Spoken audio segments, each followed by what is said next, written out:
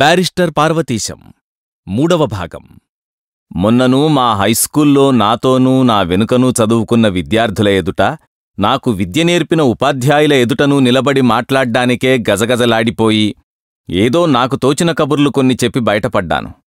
ఈనాడు మహావిద్వాంసులు, న్యాయశాస్త్ర నిష్ణాతులు, వయస్సులోనూ అనుభవంలోనూ పండిన పండితుల సమక్షమందు నిలబడి నేనేం చెప్పను? ఏ విషయాన్ని గురించి మాట్లాడ్డానికి నాకు అర్హత ఉన్నది? మీకంటే అధికంగా నాకు తెలిసినదేమిటి అని ఇందాకట్నుంచి నన్ను నేను ప్రశ్నించుకుంటూ కూర్చుంటే, ఏమీ లేదోయ్, ఈనాడు ఇది ఒక విచిత్రమైన ఆచారమేగాని నీ సత్తా నిన్ను ఆహ్వానించిన వారికి తెలియదు గనుకనా అనే సమాధానం స్ఫురించి, ఇందాకటినుంచి నాలో నేను నవ్వుకుంటూ కొంత ధైర్యం తెచ్చుకోవడానికి ప్రయత్నం చేస్తున్నాను. నా చేతను ఈ పని చేయిస్తున్నది మీరే గనుక పిల్లవాళ్ల ఆటలు అవకతవకలు పెద్దలు చూచి ఆనందించున్నట్లుగానే మీరు కూడా నా మాటలలోని అసందర్భాలు అవకతవకలు మన్నిస్తారని ఆశిస్తాను. ఇక నేను త్వరలోనే మీలో ఒకడిగా బహుశా ఈ కోర్టులోనే న్యాయవాద వృత్తి అవలంబిస్తానేమో. అప్పుడెన్నో విషయాలు మీ దగ్గర ఎలాగూ నేర్చుకోవలసి ఉంటుంది. అప్పుడు మట్టుకు ఆనాడేదో పెద్ద మొనగాడిలాగా మాకు ఉపన్యాసమిచ్చావు, మేమేం చెప్పగలం అని మట్టుకు అనరని ఆశిస్తున్నాను. అనగానే సభలో కరతాళధ్వనులు. 3 సంవత్సరాల క్రితము ఇక్కడ నా చదువు సన్నగిల్లింది. మొదట్లో ఉన్న చురుకు ఉత్సాహమూ ఎందుచేతనో చప్పబడ్డాయి. ఇక్కడ విద్యమీద మనసు నిలువక ఏవేవో ఊహలు పెంచుకుని ఆకాశంలో అస్తమానం విహరిస్తూ ఉండేవాణ్ణి. మా తండ్రిగారు నా స్థితి గమనించి కొన్నాళ్లు చదువుకు స్వస్తి చెప్పి ఇంటి దగ్గర వ్యవసాయ పనులు చూసుకుంటూ తెలుగు సంస్కృతం నేర్చుకునే ప్రయత్నం చేయమన్నారు. మళ్లీ హూణవిద్య మీద మోజు కలిగినప్పుడు అదీ చదువుకోవచ్చునన్నారు. నేనేమాటా చెప్పలేని విషమసంధిలో పడి బాధపడుతుండగా కీర్తిశేషులైన ఇక్కడ ప్రముఖులైన శ్రీ రమణారావు గారితో నాకు పరిచయమేమిటి అనుకోవచ్చు మీరు. ఒకరోజున వారే నన్ను వెతుక్కుంటూ వచ్చి నాకో సహాయం నీవు చేయాలి. నీకు తప్ప మరొకరికి సాధ్యం కానిదది. ఇక్కడ కొన్ని రాజకీయ సభలు ఏర్పాటు చేయదలుచుకున్నాం. ఆ సభా నిర్వహణ బాధ్యతంతా నీవే వహించాలి. నిన్ను గురించి వాకబు చేయగా నీవు చాలా సమర్థుడవని, ఈ కార్యభారం వహించడానికి మీ స్కూల్లో నీవొక్కడవే వీలైనవాడవని అందరివల్లా విన్నాను అని నన్ను వ్యామోహపరిచి ఆ కార్యరంగంలోకి దింపారు. అప్పుడు నాకు తెలియలేదు కాని కొన్ని సంవత్సరములైన తర్వాతను ఆలోచించుకోగా నాకు తోచినదేమిటంటే, మా స్కూల్లో కాస్త కండపుష్టి, ఉత్సాహమూ, దీక్ష కలిగి చదువుయందు శ్రద్ధ తగ్గి బేవారసుగా తిరిగేవాడిని నేనొక్కడే కనపడ్డానన్నమాట.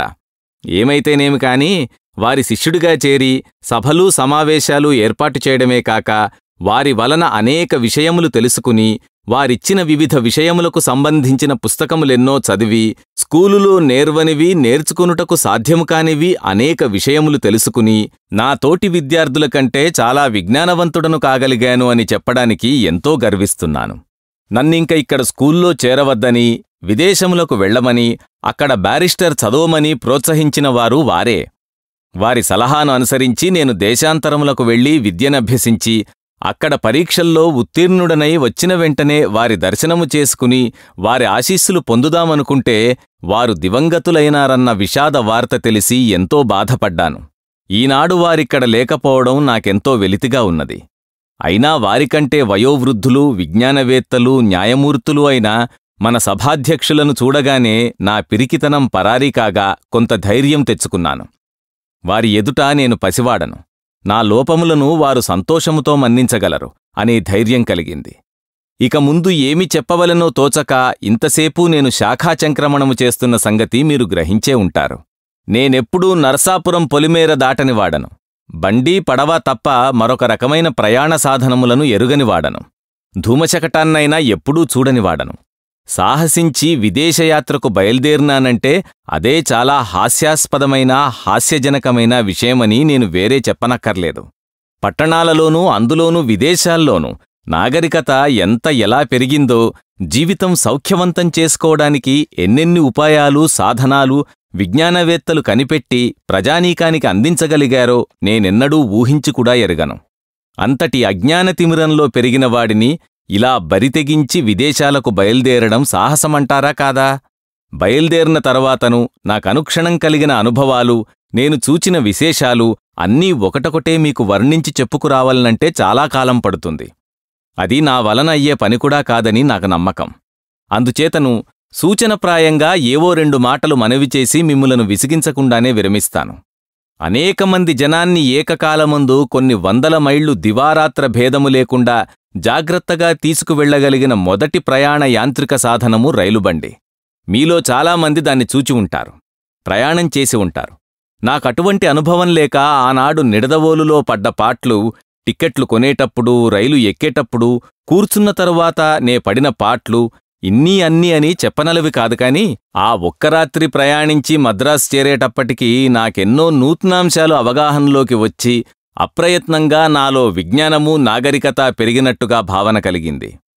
ఇక మదరాసులో గడిపిన కొద్దికాలంలోనే నేనెదుర్కొన్న సమస్యలు, చూచిన వింతలు, నేర్చుకున్న విశేషాలు అనంతం. అక్కడే రెండవ యాంత్రిక సామూహిక ప్రయాణ సాధనం ట్రామ్కార్ అనేది కనపడ్డది. అది కాకుండా ధనికులైన వ్యక్తులు ఒంటరిగానో తమ కుటుంబాలతోనో దూరప్రయాణాలు చేయడానికి అనుకూలమైన మరొక యంత్ర సాధనం మోటార్ కారు కూడా చూచాను. ఆనాడు నాతో టైలర్ హైస్కూల్లో ఉన్న విద్యార్థులందరిలోనూ ఇటువంటి అద్భుతమైన మానవ నిర్మితమైన ఈ యాంత్రిక సాధనములను చూచిన వారిలో ప్రథముడను నేనే అనుకొంటాను. అందుకానాడు నేను కొంచెం గర్వించి ఉంటాను కూడాను. మన దేశంలోనే ఆంగ్లము, తెలుగు కాక ఇతర భాషలు, జాతులు ఉన్నవని వినడమే కాని నాడు ప్రత్యక్షంగా మదరాసులో అరవగోడు వినేవరకు మన భాషరాని చోట మెలగడం కొంచెం కష్టమేనని తెలుసుకున్నాను. ఇక ముందు కూడా అనేక దేశాలలో నుంచి ప్రయాణం చేస్తుంటే ఎలాగా అనుకున్నాను. మొగల్తురులోనూ నర్సాపురంలోనూ ఉన్న కట్టడాలు, మేడలు, దేవళాలు చూచి సంభ్రమాశ్చర్యాలతో వాటి ఎదుట నిలబడిపోయేవాణ్ణి. ఇక మదరాసులో ఉన్న ఉన్నత భవనాలు, అత్యున్నత దేవాలయ శిఖరాలు చూచినప్పుడు నా ఆనందానికి, ఆశ్చర్యానికి మేరలేకపోయింది. ఏ దేశంలోనైనా ఇంతకన్నా విశాలము, ఉన్నతములు అయిన ప్రసాదములు కాని, సుందరములైన దేవాలయములు కాని, విశాలములైన రాజమార్గములు కాని ఉంటవా అనిపించింది. ఈ భావం నా ప్రయాణం సాగిన కొద్దీ, కొత్త కొత్త ప్రదేశాలు చూచిన కొద్దీ ఒకదాన్ని మించి ఒకటి ఎప్పుడూ ఉంటుంది అని తెలుసుకున్నాను. ఎంత సౌందర్యం! చూచిన సౌందర్యానికి అదే పరమావధి అనుకోవడానికి వీల్లేదనిపించింది. అలానే వెళ్లిన కొద్ది దేశములలోనూ, మనుష్యులలోనూ, మానవ నిర్మితాలలోనూ, ఆఖరికి ప్రకృతిలో కూడా ఎంతెంత సౌందర్యం, వైవిధ్యం కనిపించిందో చెప్పశక్యం కాకుండా ఉంది. ఒకదానిని పోలిన వస్తువు అనగా ఏదో కించిత్ భేదం లేకుండా నాకెక్కడా కనపడలేదు. ఒకరోజున స్కాట్లాండ్లో మెల్రోజ్ ఎబే అనే పవిత్ర శిథిల ప్రదేశం చూడడానికి వెళ్ళినప్పుడు అక్కడి కిటికీలన్నీ గాలి వచ్చేటట్లు జాలర్లులా రాతిలోనే చెక్కబడి ఉన్నాయి. ఒక కిటికీని పోలి మరొక కిటికీ లేదు. ఒక కిటికీలోని సగభాగం ఒక రకంగా, సగభాగం మరొక రకంగానూ కనపడ్డది. ఇదేమిటని మాతో కూడా వచ్చిన ప్రదర్శకుణ్ణి అడగ్గా, అది అంతేనండి, వీటిని సృష్టించిన శిల్పి మహామేధావి. ఎప్పుడూ ఏదో కొత్త చూపిస్తాడే కాని చేసినదే మళ్లీ చేయడు. Genius does not repeat it self అన్నాడు. ఆ మాట వినడంతోనే మానవమేధే ఇంత వైవిధ్యం చూపిస్తుంటే జగత్కారకుడైన సృష్టికర్త మన కళ్ళ ఎదుట కనబడే అనంతమైన రూపాలను ఒకదానిని పోలినది మరొకటి ఉండకుండా ఒకదానిలోనే ఇంకా సూక్ష్మమైన వైవిధ్యాలు ప్రతినిత్యమూ సృష్టించి పడేస్తున్నాడంటే ఆశ్చర్యమేముంది? ఒక దేశాన్ని మించి మరో దేశంలో విశేషంగా ఉంటున్న నాగరికత, ఆచార వ్యవహారాలు, భాషాభేదాలు అనంతంగా కనబడుతూ వచ్చాయి. అవన్నీ వర్ణించడానికి ఇప్పుడు వ్యవధి చాలదు. ఇంకా అక్కడ వారి జీవిత విధానము, నాగరికత గురించి 2 మాటలు చెబుతాను. ఇవన్నీ మీకు తెలియనివి కావు. ఇటువంటివనేకం పుస్తకాలలో చదివి ఇతరుల వల్ల విని ఉంటారు కూడాను. అయినా అక్కడికి వెళ్ళి మొన్ననే తిరిగి వచ్చిన మనిషి అనుభవాలు చెబుతుంటే, ప్రత్యక్షంగా నేను చూచినవి, అనుభవించినవి చెబుతుంటే ఎక్కువ ఉత్సాహజనకంగా ఉండవచ్చు. మనకు ఇక్కడ వర్ణ వ్యవస్థ ఉన్నది, వాళ్లకు సంఘ వ్యవస్థ ఉన్నది. మనకు 4 వర్ణాలున్నాయి, వాళ్లకు 4 వర్ణములతోటి సమానమైన అంతరువులున్నాయి. వాళ్లకు ప్రభువులు ఉన్నతులైన మధ్యతరగతి, సామాన్య మధ్యతరగతి, నిరుపేదలు అనే ఆర్థిక పద్ధతిని విభజించబడిన 4 తరగతులున్నాయి. మన విభాగము సంస్కార విజ్ఞానముల మీద ఆధారపడ్డది. వాళ్లది కేవలం ఐహికైశ్వర్యము మీదనూ ఆర్థికాధిక్యం మీదనూ ఆధారపడి ఉన్నది. వీటి మంచి చెడ్డలను గురించి ఇప్పుడు నేనేమీ చెప్పలేను. మన పరిపాలకులు పరాయి దేశస్థులు కావడం చేతను వారనుసరించే రాజ్యాంగ విధానానికి మన జీవితానికి పొంతన కుదరక మన సంఘ వ్యవస్థ కొంచెం అస్తవ్యస్తమవుతున్నది. అక్కడ పాలకులు, పాలితులు సజాతీయులు కావడం చేతను జీవిత విధానానికి, రాజ్యాంగ విధానానికి పొరపచ్చం లేకుండా సాఫీగా సాగిపోతున్నది.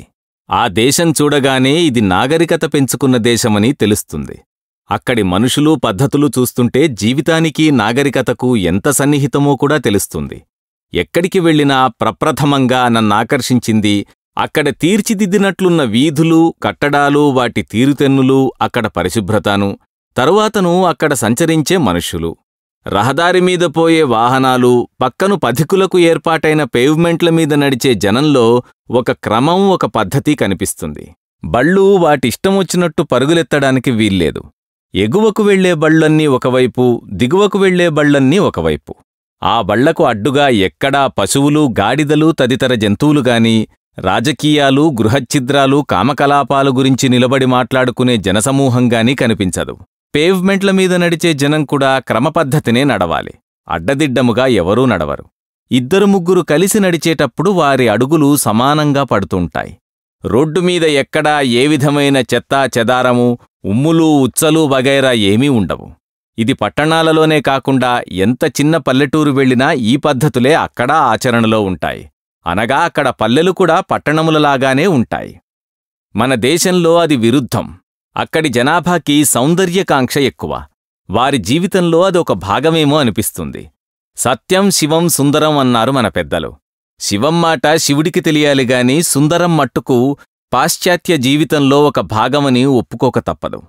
మనకు సౌందర్యం ఒకప్పుడు మన జీవితంలో అంతర్లీనమయ్యే ఉండేది. ఇప్పుడు మటుకు అది మృగ్యమైంది. పాశ్చాత్యులు సౌందర్యాన్ని జీవితాంతర్భాగము చేసుకున్నట్టుగానే సత్యం కూడా నిత్యం అనుసరణీయమని నిశ్చయించుకున్నారు. సామాన్యమానవుడు మొదలు అన్ని అంతస్తులవారు సత్యాన్ని బహుశ్రద్ధగా పాటిస్తారు, ఆచరణలో కూడా పెడతారు. నిత్యజీవితంలో, వ్యాపారాదులలో కూడా దీనిని పాటిస్తూ ఉండడం నేనెరుగుదును. అలాగని అందరూ అపర హరిశ్చంద్రులని నేననడం లేదు. పెద్ద పెద్ద వ్యవహారాల్లోనూ, వ్యాపారాల్లోనూ మోసం ఉంటుంది. ఉండకుండా ఎలా ఉంటుంది? వర్తకము, వ్యాపారము అంటే మోసం తప్ప మరొకటి కాదని, మరొకలా ఉండడానికి వీలులేదని మన నమ్మకం. ఉద్యోగం సంగతికొస్తే మన వాళ్లకు జీతం కాక పైన ఏమాత్రం దొరుకుతుంది అనే ప్రశ్న ముందే బయలుదేరుతుంది. గుమాస్తా దగ్గర్నుంచి ఉన్నతాధికారి వరకు వారి అంతర్వుకు తగినట్టుగా ఈ ప్రయత్నం ఉంటూనే ఉంటుంది. అన్నిటికంటే ఘోరమేమిటంటే న్యాయస్థానాలలో, న్యాయ నిర్ణేతలలో కూడా ఈ దౌర్బల్యం అక్కడక్కడా ఉన్నట్లు వినికిడి. ఆ దేశంలో మట్టుకు ఆ హోదాలో ఉన్నవారిలో ఇటువంటి దౌర్బల్యం ఉన్నట్లు నేనెక్కడా వినలేదు. ఆ హోదాలో ఉన్నవారు వారి నిత్యజీవితంలో కూడా ప్రజలెవ్వరూ తమని వేలెత్తి చూపడానికి అవకాశం లేకుండా నడుచుకుంటారని విన్నాను. లండన్లో ఉంటున్న ఒక జడ్జి బ్రహ్మచారి, చాలా రుజువర్తనుడు, ధర్మపరాయణుడును. ఒకరోజున ఒక క్షణిక దౌర్బల్యంలో తన వంటామెతో అక్రమ సంబంధం జరిపాడని, ఆ ఉత్తరక్షణమందు తన తప్పు తెలుసుకుని పశ్చాత్తాపుడై మరునాడు సెలవు పెట్టి వెంటనే ఆమెను వివాహం చేసుకుని తన తప్పును సరిదిద్దుకున్నాడని ఒక వార్త విన్నాను. ఇంత రుజువర్తనము మన దేశంలో ఎంతవరకు సంభవమో ఆలోచించవలసి ఉన్నది. ఈ రీతిగా సత్యము, సౌందర్యము మొదలైనవి జీవితంలో అంతర్భాగముగా చేసుకుని మనగలిగిన మానవులే నాగరికులని చెప్పడానికి వీలవుతుంది అంటూ మా ఉపాధ్యాయులు మాకు హితోపదేశం చేస్తుండేవారు. ఇకనక్కడనే చూచిన వింతలు, విశేషాలు చాలా ఉన్నాయి. అవన్నీ చెబుతూ కూర్చుంటే ఇక్కడ వృధా కాలయాపన చేసినట్లవుతుంది. 3 సంవత్సరాలు పాశ్చాత్య దేశవాసము వల్లనే నేనెన్నో విషయాలు నేర్చుకున్నానని, ఎన్నో ఉన్నత భావాలు కలిగినవని అనుకుంటున్నాను. యథార్థంచేతను అతి స్వల్ప విషయములు మొదలు మహత్తర విషయముల వరకు మనము వారి వలన నేర్చుకొనవలసినవి ఎన్నెన్నో ఉన్నాయి. వాటినన్నింటినీ మరిచి ఏ వస్త్రధారణలోనో, వేషధారణలోనో వాళ్లను అనవసరంగా అనుకరించి నాగరికులమని సంతృప్తిపడడం ఆత్మవంచనే కాగలదని నా అభిప్రాయం. అన్నిటికంటే మన దేశమును, మన విద్యను, మన సంస్కృతిని మనం ఎంతగా ఎలా గౌరవించవలెనో ముఖ్యముగా వారిని చూచి నేర్చుకోవలసి ఉన్నది. ఆయా విషయాలలో నిష్ణాతులైన పాశ్చాత్యులనేకులు మన దేశం వచ్చి మనకు పాఠాలు నేర్పుతూ ఉన్న విషయం మీకందరకూ విదితమే. ఇంతకన్నా ఎక్కువగా మీ ముందర ఏమి చెప్పగలను?